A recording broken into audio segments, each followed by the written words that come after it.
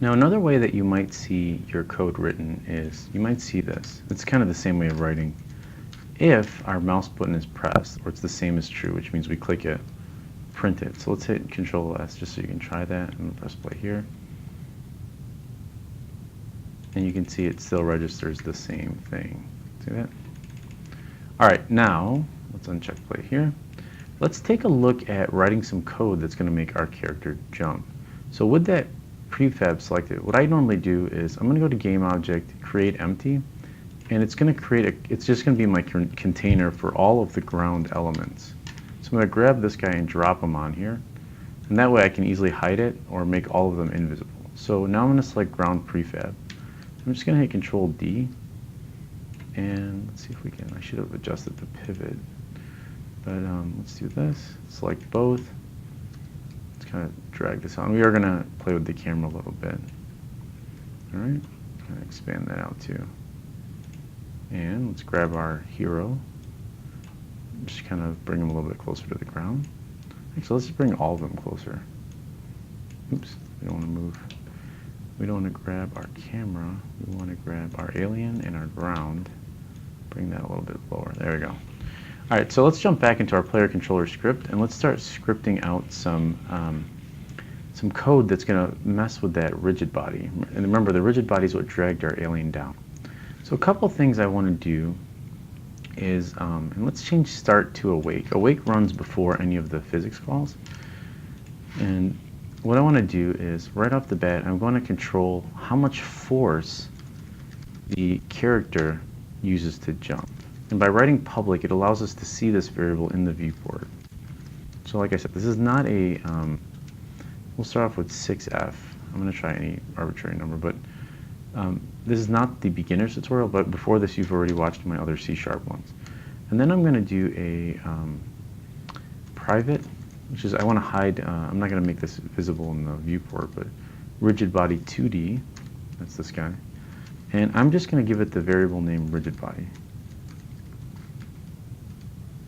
And that's just going to be our reference to the rigid body that's attached. And what I want to do is I have to get this component from this model. So inside of awake, I'm just going to copy this line of code here, paste it here, and I'm going to make that equal to, I'm going to do get component, and what I'm trying to get is this rigid body. So I'm going to copy this.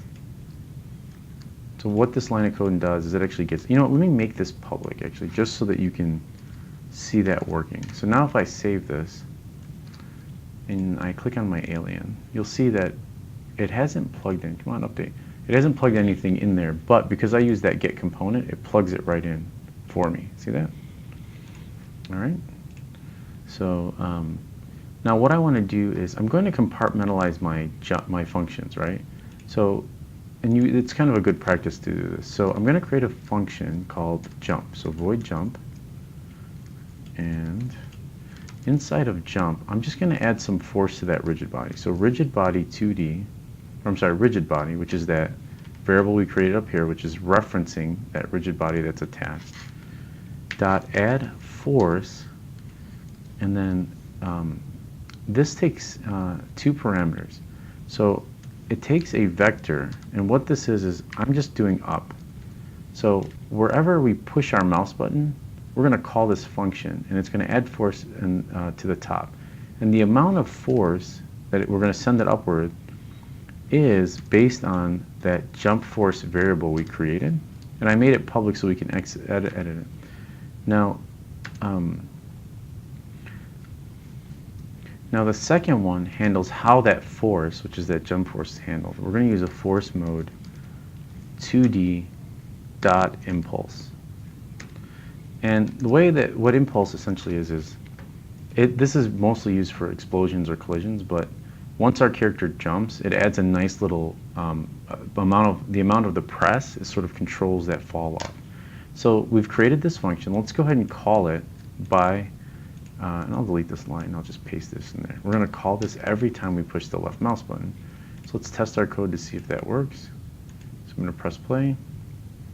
Now when I left click, you can see I can send them into space. Now I don't want to I want to constantly check, right? I want to give it a timer for it only to have one click.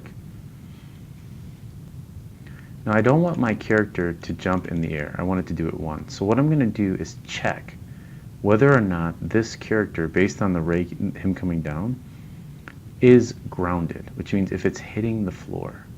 So let's jump back to our code. So at the top here, I'm going to make a Boolean variable, and a Boolean can only store two values. That's true or false. So Boolean, let's do a public. We'll make it private because it's not necessary to see in our viewport. But private Boolean, we're just going to check is grounded. All right. And we'll set this equal to false. And then what we're going to do is, when we call our jump function, is we're going to make a layer mask that's going to control our, that's going to check whether our object is grounded. So let's make one more. So public, we'll do a layer mask here. And this is just a variable, and it's going to check our layer mask that we can store. So grounded layer. All right. So we're going to cut this video off here, and then the next video we'll implement it.